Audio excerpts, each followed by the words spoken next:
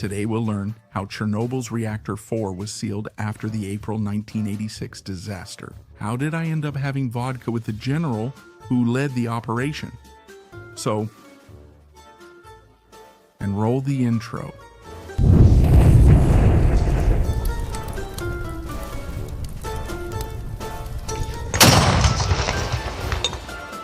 Start by subscribing to the channel and hitting the bell.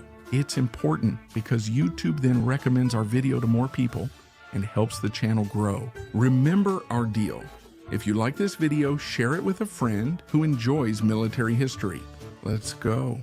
The Vladimir Ilyich-Lenin nuclear complex, also known as the Chernobyl nuclear power plant, is located in the city of Pripyat, 15 kilometers northwest of the city of Chernobyl in Ukraine. This location is also 16 kilometers from the border with Belarus. The plant was inaugurated in 1977 and brought its 4 nuclear reactors into operation one by one. These 4 reactors were able to generate in total 4 gigawatts of electric power for the grid of the former Soviet Union. The reactors were of the Reactor Bolshoi Moshnosti Kanalny 1000 type, or Bolshoi Moshnosti Kanalny, which in English means high-power channel type reactor. Here's a simple explanation of how a nuclear reactor works. Rods made of a highly radioactive element, like uranium-235, contain small particles called neutrons. These neutrons hit the uranium atoms and split them, generating more neutrons and a pretty large amount of energy. These new neutrons hit other uranium atoms, splitting them and generating more neutrons that split other atoms, and so on. We call this phenomenon a chain reaction, and we know that all highly energized material emits a lot of heat. That's when someone had the brilliant idea. Why not use that heat to heat water, turn it into steam, and use that steam to spin electric turbines? For that, you need to create a system that stabilizes this chain reaction, generating a controlled chain reaction. In other words, a nuclear reactor. To stabilize the reaction, you need to use materials known as neutron moderators. These materials naturally slow down the free neutrons that travel inside the material, causing these neutrons to hit the atoms at a lower speed and in smaller quantities. In the case of Reactor Bolshoi Moshnosti Kanalny type reactors, these moderators were graphite rods which were inserted between the radioactive rods. When you want to increase the power of the plant, you remove the moderator rods. When you want to decrease the power of the plant, you insert the moderator rods. Easy, right? Then you just run water through the system, which is then heated and turned into steam. This steam is carried at high pressure to the electric turbines, making them spin. The result is energy for your home. But that's where the danger lies, because this radioactive material must always be cooled. Always, with a capital A, even when using water and moderators. If that doesn't happen, my friend, the heat generated is so intense that it will melt everything around it. That's the famous meltdown, or reactor meltdown. That's exactly what happened with reactor number 4 at Chernobyl in the early hours of April 26, 1986. That's what happened during a very poorly conducted test of the reactor's safety systems, which caused the reaction to get out of control and led to an explosion at 1:23 in the morning. That explosion killed 2 people instantly and spread radioactive debris throughout the region. Well, I'm not going to go into the technical details of how the whole disasters happened. Let me know in the comments if you want the story. If enough people ask, I'll make a video. Our focus today will be on the heroic efforts of the Soviet Air Force to put out the flames of reactor number 4 and seal the reactor, stopping radioactive material from leaking further. Several helicopters had to fly over the damaged reactor, dropping tons of sand, lead, clay, and boron onto it, elements that would absorb those poisonous particles being released. This major operation was coordinated by General Nikolai Timofeyevich Antoshkin, Chief of Staff of the Soviet Air Force in the Kiev Military District. Antoshkin was born on December 19, 1942, in the village of Kuzminovka in the Russian autonomous region of Bashkortostan, which has a Muslim majority. He was drafted into the Red Army in 1961 at the age of 19, but was soon transferred to the Air Force. After joining the Orenburg Military Aviation Academy, he was promoted to lieutenant in 1965 and became a pilot and reconnaissance squadron commander in Belarus. Antoshkin became captain in 1969 and major in 1973. Then, in 1975, he took command of the 87th Reconnaissance Aviation Regiment. With this unit, in March of '79, Antoshkin carried out several reconnaissance flights over Afghan territory. That context led to the Soviet-Afghan War, which began in December that year. Already a colonel, he graduated from the Air Force General Staff Academy in 1983. In 1985, he became Chief of Staff of the Air Force in the Kyiv Military District. In April 1985, Nikolai Antoshkin was finally promoted to general. And it was just over a year after taking on this last position that Antoshkin would face the greatest trial of his military career. With alarms blaring and disaster warnings at Chernobyl, Antoshkin acted immediately. On the morning of the 26th, he flew by helicopter over the damaged reactor to closely observe the explosion's aftermath. He soon reported the disaster's chaos, but the Soviet government was slow to react to the real size of the threat it was facing. 36 hours after the disaster, the government finally authorized the use of helicopters to try to seal the reactor, which was continuously releasing these poisonous elements into the atmosphere, and whose cloud was already in the heart of Europe. This added to the need to extinguish the flames still burning in the reactor core. And this had to be done in the shortest time possible. To carry out this mission, Antoshkin assembled a task force made up of 5 types of helicopters. These were the Mil-Me-2 Oplet, the Mil-Me-6 Hook, the Mil-Me-8 Hippie, and the Mil-Me-24 Hind. The world's largest helicopter, the massive Mil-Me-26 Halo. Each helicopter model had a specific task during this crisis response operation. The small, agile Mi-2 conducted air radiation measurements around the plant perimeter and in Pripyat. The Mi-6, which was a heavy cargo helicopter capable of lifting up to 12 tons, was responsible for dropping extinguishing materials over the burning reactor core. The Mi-8 transport helicopter transported and supported ground technicians.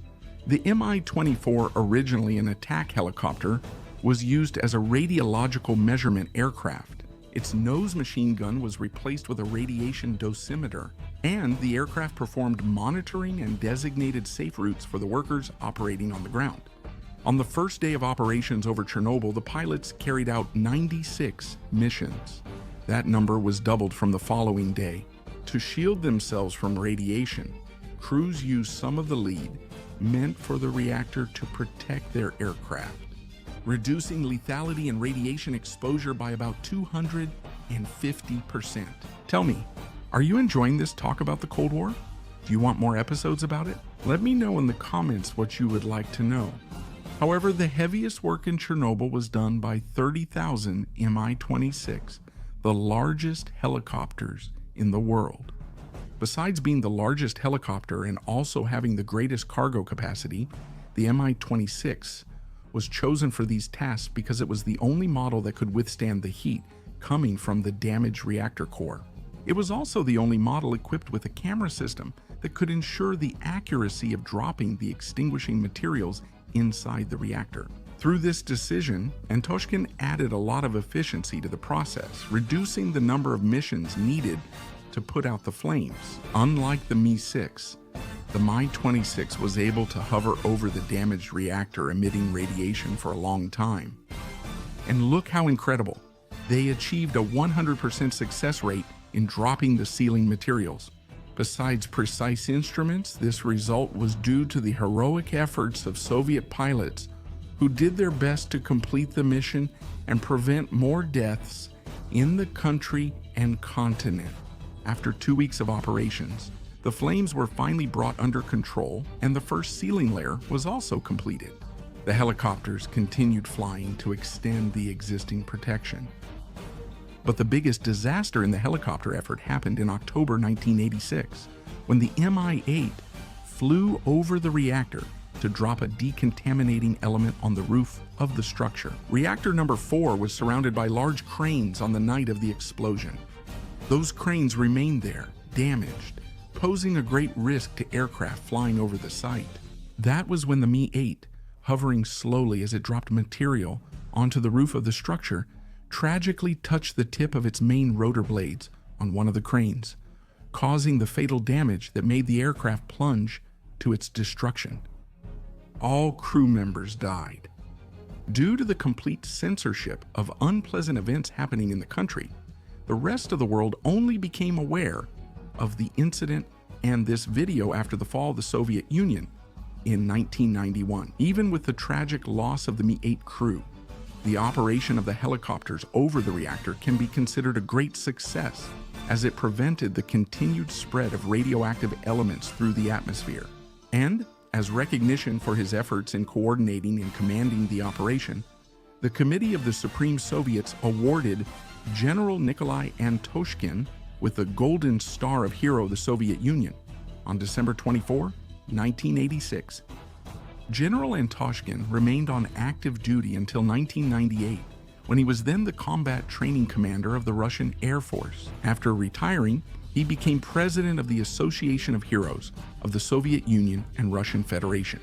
In 2013, he was awarded the Order of Merit for the Fatherland, and in 2014, he was elected as a deputy of the federal parliament by the United Russia Party, led by President Vladimir Putin.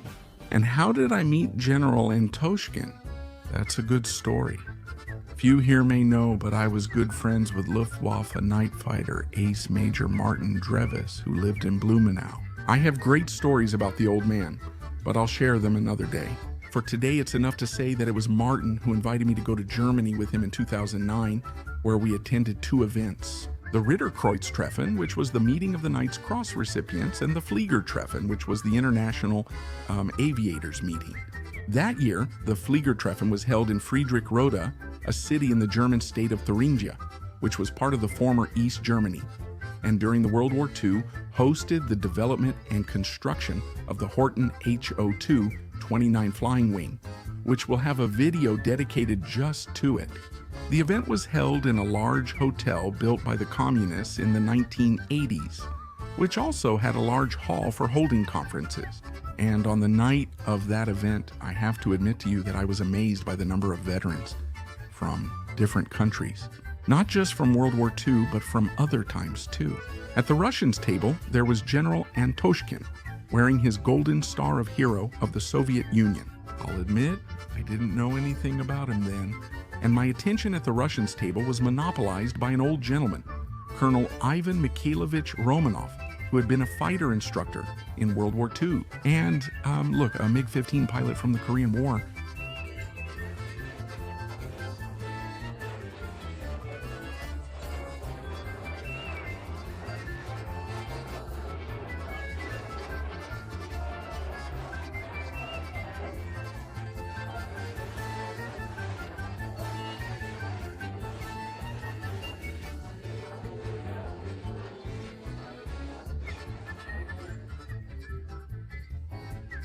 I thought, was this guy really a MiG-15 pilot? I didn't see anyone else, and talked only to him the whole time.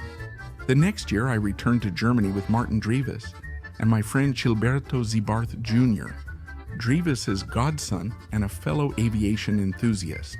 It was only in the weeks before the trip that I did some biographical research and found out a lot about General Antoshkin.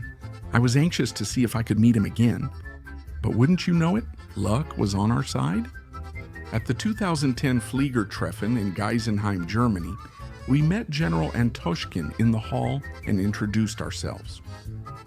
After that, we talked with him for a long time, with the help of a Luftwaffe translator who bridged Russian and English. What can I say about this general, whom I've known briefly but already respect highly? He was really kind to us, very curious, asking how Brazilians ended up at an event like that. And after a long conversation, he offered us a vodka toast. But do you think it was just any vodka? It was Antoshkin's vodka. The guy, besides saving Europe from nuclear contamination and being a hero of the Soviet Union, also makes his own vodka. I really regret not snapping a photo of the label.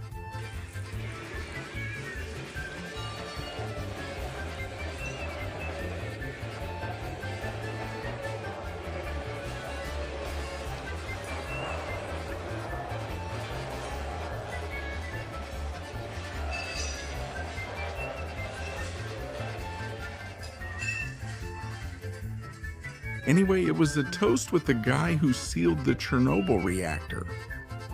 That's a story for my grandkids. Like the video, follow us on Instagram, and subscribe. And don't forget to hit the bell to get notifications as soon as I post more videos. I'll be signing off for now. Thanks again for watching, and here's a big hug from me.